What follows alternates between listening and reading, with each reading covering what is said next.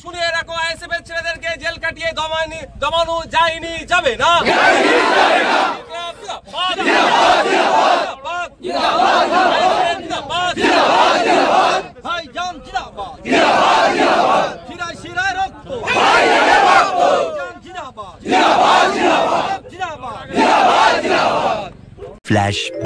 Hello বন্ধুরা, চলে এসেছি নতুন একটা ব্লগে। আশা করি তোমরা খুবই ভালো আছো। আল্লাহর রহমতে আমিও খুবই ভালো আছি। তো আজকে আমরা যেতে চলেছি বারাইপুর।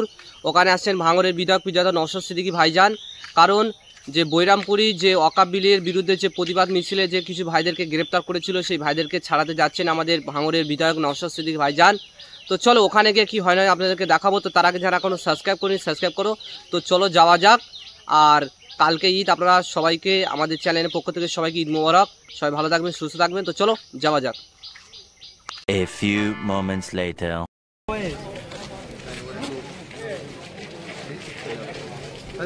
না না না অন্য ভাইজান ওরা কি বার হচ্ছে দেখতে যাইছি কোন কাগজ খুলে এবার ওই যে কেস কাভারি যেগুলো বলে মিথ্যে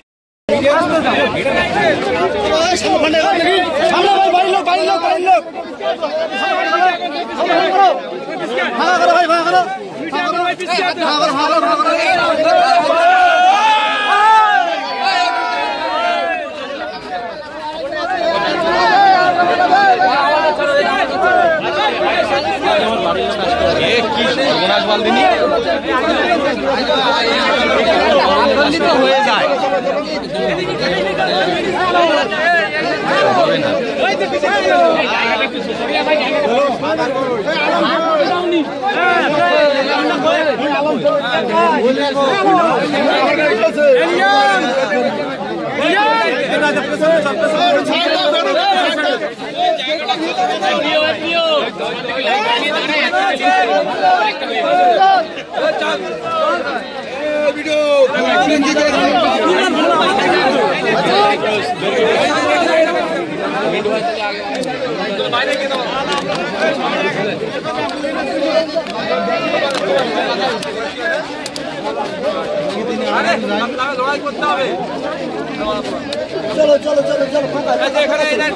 তোমাদের হয়ে গেলে একটু সরে এসো, আমরা একটুখানি করে নিই।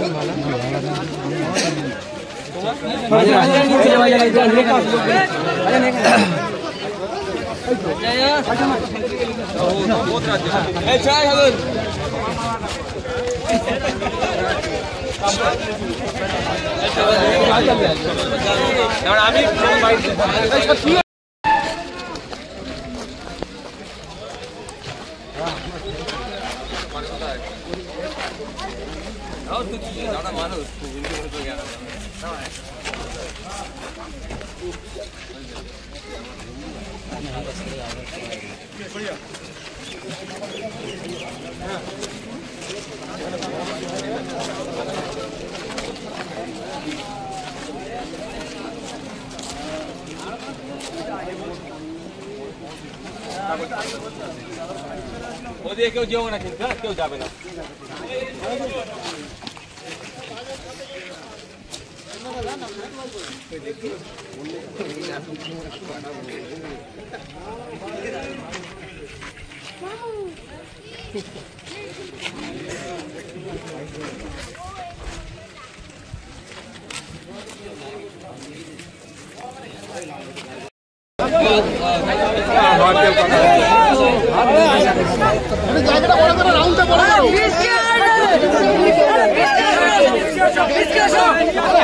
লাইন দাও, পিছকে এসো, এই সব লাইন যারা দিয়ে দেয় বল বল ধরো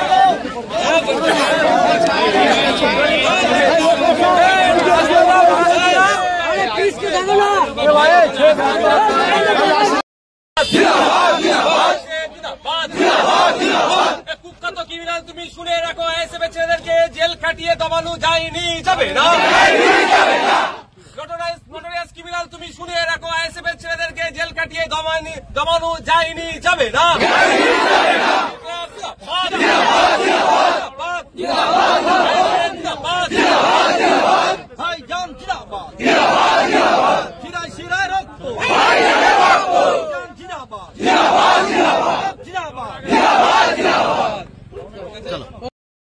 কতদিন পর ছাড়া পেল? দেখুন, আমরা ওয়াকফ সংশোধনী আইন যে 2025 বাতিল হয়েছে এটার প্রতিবাদে কলকাতায় একটা মিছিল করেছিলাম। সেই মিছিলে যাওয়ার পথে ভাঙড়ে কলকাতা পুলিশ আটকে দেয়। সেই সময় বচসা হয়। সেই বচসাকে কেন্দ্র করে বেশ কিছু ছেলেকে গ্রেফতার করে এবং সেখানে পুলিশ আমাদের নিরস্ত্র নাগরিকের উপরে মারধর করে, মাথা ফাটায়। এই ভিডিও ফুটেজ আমাদের আছে। তারপরে বিকালে সোনপুর বাজারে একটা প্রোগ্রাম হয় এই ওয়াকফ সংশোধনী আইন বাতিল করার জন্য। ওখানে যারা মিছিল নিয়ে আসছিল পুলিশ তাদেরকে আটকায়, তাদেরকে লাঠিচার্জ করে এবং তারপরে আমরা দেখতে পাই পুলিশের কয়েকটি গাড়িতে আগুন লাগিয়ে দিয়েছে। সেটাকে কেন্দ্র করে আমাদের অনেক ছেলের, আইএসএফ এর অনেক ছেলের নামে অনেক মিথ্যা মামলা দিয়েছে। আমরা বারবার বলেছিলাম যে আপনাদের কাছে বাজারে সিসিটিভি ফুটেজ আছে, আপনারা সিসিটিভি ক্যামেরা লাগিয়ে রেখেছেন, কারা আগুন লাগাচ্ছে ওই ভিডিওটি পাবলিক করুন।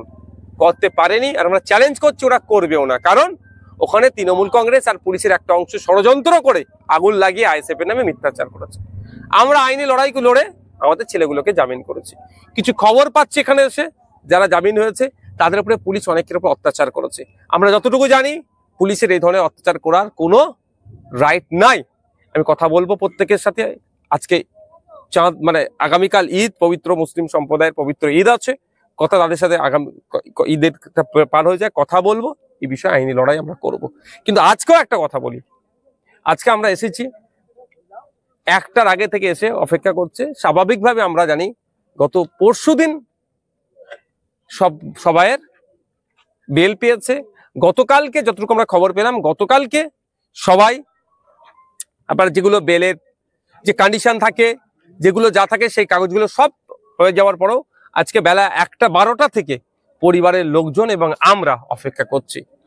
আমরা দেখলাম কি হবে হবে হবে হবে করা হচ্ছে, করে ডিলে করতে করতে এখন 6:30টায় ছাড়া হচ্ছে। তো ব্যাপারটা যে এখানেও একটা রহস্য লুকিয়ে আছে, এটাও তদন্ত সাপেক্ষ। কেউ যদি মনে করেন নওশাদ সিদ্দিকীকে দীর্ঘক্ষণ এখানে বসিয়ে রেখে ওকে মানসিকভাবে দুর্বল করবে, এটা ভুল হচ্ছে। আমি তাদের উদ্দেশ্যে বার্তা দিচ্ছি।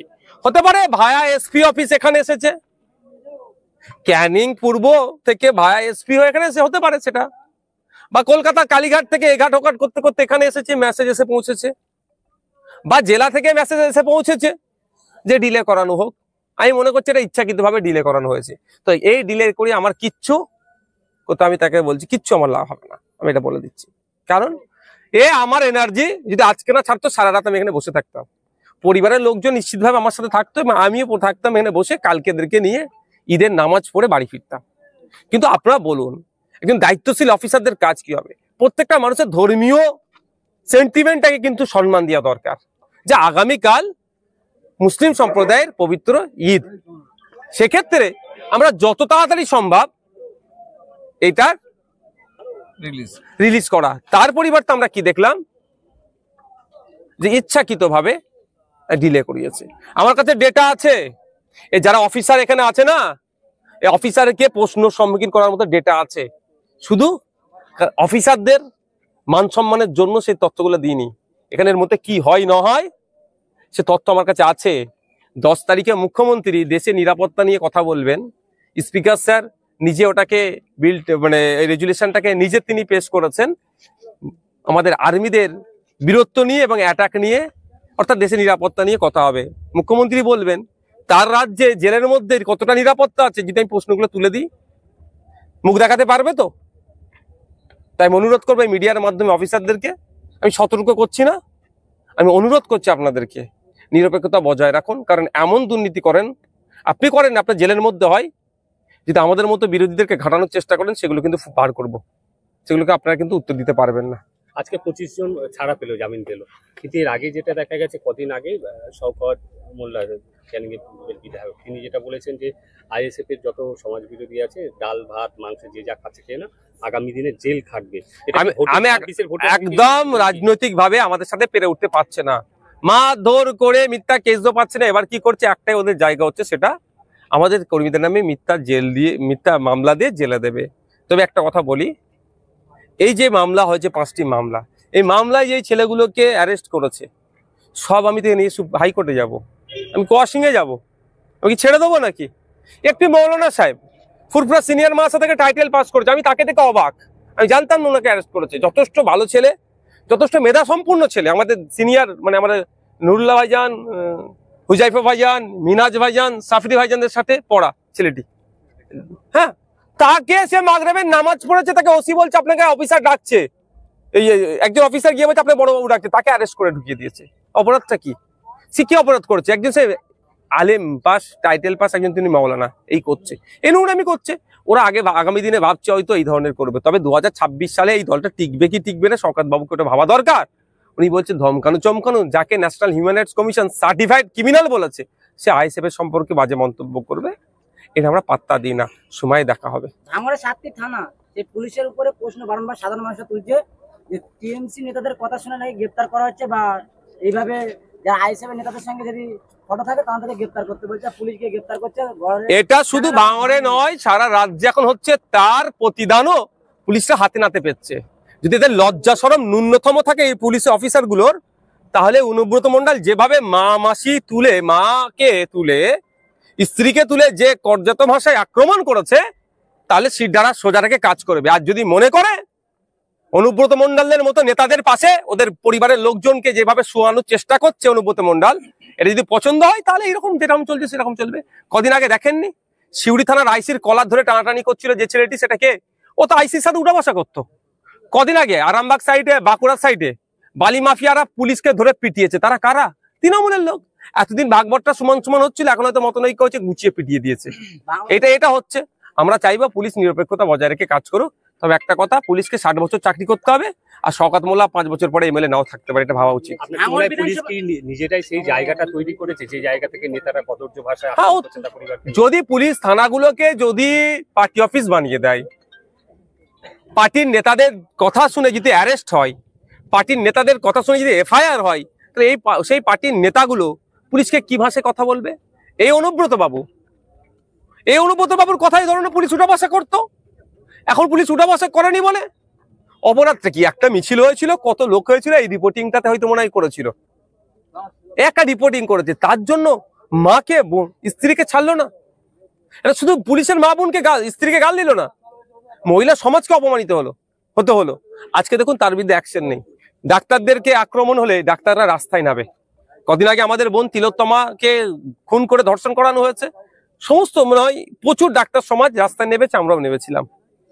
শিক্ষকের উপরে আক্রমণ হলে শিক্ষক সমাজ নামে, নাগরিক সমাজ নামে। আজকে দেখুন পুলিশের উপরে আক্রমণ হয়েছে, না পুলিশ নামছে না নাগরিক সমাজ নামছে। তাহলে নাগরিক সমাজ পুলিশকে কত ঘৃণার চোখে দেখে। এই ঘৃণার চোখ থেকে যাতে ভালো চোখে দেখে, সেটা ফিরিয়ে নিয়ে আসার দায়িত্ব নওশাদ সিদ্দিকীর নয়, সেটা ফিরিয়ে নিয়ে আসার দায়িত্ব হচ্ছে পুলিশের। নিরপেক্ষতা বজায় রেখে কাজ করলে সেইটা ফিরে আসবে। অন্যথায় আমি আর মনে আছে বছর 2 আগেকার কথা বলছি, আপনার বাগনানের ওখানে মুম্বাই ওই হাই রোডের ওপরে ভোরে একটা গাড়ি অ্যাক্সিডেন্ট হয়েছিল, পুলিশ গাড়ি। তো 2 জন পুলিশ কর্তা, একজন পুলিশের আর একজন মানে সিভিক ভলেন্টিয়ার মারা গিয়েছিল। আমি যে খবর হয়েছিল একটা নিউজ পোর্টালের, আপনাদের মতো মেন স্ট্রিম নিউজ পোর্টালে, আমি একটা কমেন্ট বক্সে গিয়ে দেখছিলাম 100টা কমেন্ট থাকলে 99টা কমেন্ট পুলিশকে খিস্তি দিয়েছে। আমি সত্যি প্রচন্ড ওকে ব্যথা পেয়েছিলাম যে পুলিশগুলো মারা গেল, সিভিকটা মারা গেল, আবার লোকে খিস্তি দিচ্ছে। কিন্তু তাদেরকে কতটাই অতিষ্ঠ করে রেখেছে বলে যে পুলিশ মারা গেল, সিভিক মারা গেল, আবার উল্টে তাদেরকে খিস্তি দিচ্ছে। এটাকে এই সম্মানটা যে তলানিতে চলে যাচ্ছে, এটা উদ্ধার করার দায়িত্ব নওশাদ সিদ্দিকীর নয়। আর মমতা ব্যানার্জি উদ্ধার করবে না। উদ্ধার করতে গেলে পুলিশকে উদ্ধার করতে হবে নিরপেক্ষতা বজায় রেখে, উর্দির সম্মানটা রেখে। আর না হলে কোন একটা ছেঁড়া নেতা কাকে কি ফোন করে দিল, নওশাদ সিদ্দিকী আটকাও, ওকে হ্যারাসমেন্ট করো, ওকে ডিস্টার্ব করো, কি হয়েছে? আমি মনে করি আমার ভালো হয়েছে, আমাকে এতক্ষণ বসিয়ে রেখেছে, অন্তত কি হলো বলুন তো? কিছু সময় আমি মানসিকভাবে একটু শান্তিতে ছিলাম, এক জায়গায় বসেছিলাম, অল্প সময় রোদ্রে ছিলাম, বাকি সময় ঠান্ডায় ছিল। নাহলে এই সময় তো ছুটাছুটি করতে হতো, হয় এখন যেতাম কোর্টের কাজ, না হ্যান তানি সব। তার থেকে একটা জায়গায় তো নির্দিষ্ট ভাবে ছিলাম, আমার কেউ ক্ষতি করতে পারবে না ওরা। আপনার বিধানসভা, ভাঙড় বিধানসভাতে মিথ্যা কেসে জড়িত হচ্ছে সাধারণ মানুষ এবং আইএসএফ এর নেতারা। আর সেই ভাঙড় বিধানসভাতে একাধিক থানার আইসিদেরকে নিয়ে টিএমসির একেবারে লোগো লাগিয়ে, ঝান্ডা লাগিয়ে মিটিং করছে, হাততালি মারছে পুলিশ। কি বলছেন? শুনুন, ওটা আমার করে মাথায় আছে, যেখানে টিএমসির একটা মিটিং এ একাধিক থানার দায়িত্বপ্রাপ্ত অফিসাররা সেখানে বসে আছেন এবং সেই মঞ্চ থেকে গণতন্ত্র বিরোধী কথা হচ্ছে, বিরোধীদের বিরোধী শূন্যের কথা হচ্ছে, সেখানে আবার ওরা উপস্থিত থেকে কোনো সময় তারা তালি মারছে। এর জবাব কি আমি নেবো না ভাবছেন? দেখি না 10 তারিখ থেকে 9 তারিখ থেকে বিধানসভা শুরু হচ্ছে, পুলিশ মন্ত্রী তো আসবে, ঠিক জায়গায় তো দেবো যেখানে দিলে বেশি অপমানিত বোধ করবে পুলিশ মন্ত্রী, তারপরে যদি অ্যাকশনটা কিছু নেয়, আর নাহলে জানবো। সাধারণ মানুষের পুলিশের উপরে ভরসা হারিয়ে ফেলছে, কি বলবেন আপনি? পুলিশ- বিধায়ক হিসাবে ভাঙড়ের আমি কোনোদিনের জন্য বলবো না যে পুলিশ আইন হাতে তুলে নেন, আমি সবসময় বলবো আইনকে ভরসা করুন, আইনের প্রতি আস্থা রাখুন, প্রশাসনের প্রতি ভরসা রাখুন। যারা পুলিশের উর্দি পরে অন্যায় করছে তাদের বিরুদ্ধে আমি, কিন্তু পুলিশের উর্দিকে আমি কোনোদিন খারাপ বলতে পারি না আর বলবো না। আমরা 2023-এ যেটা দেখেছি আমরা, যেরকম হত্যার পর হত্যা, খুনের পর খুন আর সংঘর্ষ, 2026-এ ভোটের আগে কি আপনিও সেন্ট্রাল ফোর্সের দাবি জানাবেন? হবেই তো, ইলেকশন কমিশন অফ ইন্ডিয়া এটা কন্ডাক্ট করে, সেন্ট্রাল ফোর্স দিয়ে হয়, আরো ব্যাপকভাবে করতে হবে। স্টেট ফোর্সের কোনো ফাংশন রাখলে চলবে না। সিভিক সিভিক তো অলরেডি ব্যান আছে, যাও করাচ্ছে এগুলো নিয়ে মামলা হবে আগামী দিনে কোর্টে। Thank you. 3-4% হলে বিজেপি ওসব গল্প শুনিয়ে লাভ হবে না। বিজেপির মিস কল দিয়ে সদস্য হচ্ছে না, মিস কল দিলে সদস্য সেটাও করছে না। বিজেপির কথা বাদ দিন, মিস কল দিয়ে বলেছে ওদের টার্গেট দুবার ফেল করেছে, টাকা দিয়ে নয়, ফর্ম ফিল আপ করে নয়, শুধু একটা মিস কল দেবেন আপনি বিজেপির সদস্য হবেন, সেটা তো বিজেপি ব্যর্থ। অর্থাৎ মানুষজন বিজেপিকে মিস কল দিতে অনিয়া হচ্ছে, সেই বিজেপি বাংলায় রাজত্ব করবে। অমিত শাহ এত ভরসা পাচ্ছে, ওসব ও তৃণমূলকে বাঁচিয়ে রাখার জন্য এই ধরনের ভোকাল টনিক দিয়ে যাচ্ছে মুসলমানদেরকে ভয় পাওয়ানোর জন্য, আর কিচ্ছুই না। Thank you. দিলীপ ঘোষকে নিয়ে কিছু বলবেন? দিলীপ ঘোষকে এইভাবে পুরোপুরি ব্যর্থ করে দিচ্ছে। কিছুই ব্যর্থ করেনি। দেখুন না, মমতা ব্যানার্জিকে সহযোগিতা করার জন্য আগামী দিনে দিলীপ ঘোষকে কাজে লাগাবে বিজেপি। দেখলেন যে বিধায়ক নওশাদ সিদ্দিকী তাদেরকে বার করেছে, আর খুবই ভালো লাগে যে নওশাদ সিদ্দিকীর পাশে থাকো। দেখো নওশাদ সিদ্দিকী যদি আপনাদের পাশে যদি না থাকতো আজকে, তাহলে আপনাদেরকে জেল থেকে বার করতো না। এটা খুবই ভালো লাগে যে নওশাদ সিদ্দিকী যেটা বলে সেটা করে দেখায়, কারণ তার কথা কোনোদিন বেখেলাপ হয় না, কারণ তিনি মানুষ, তিনি কোনো বেঈমান না, ঠিক আছে? তো সেই জন্য নওশাদ সিদ্দিকী আমার খুবই ভালো লাগে। আর এইভাবে নওশাদ সিদ্দিকীর পাশে থাকো, আর যারা যেখান থেকে দেখছেন বেশি বেশি করে শেয়ার করবেন আজকে ব্লগে। তখন সবাই ভালো থাকবেন, সুস্থ থাকবেন, সবাইকে অসংখ্য ধন্যবাদ।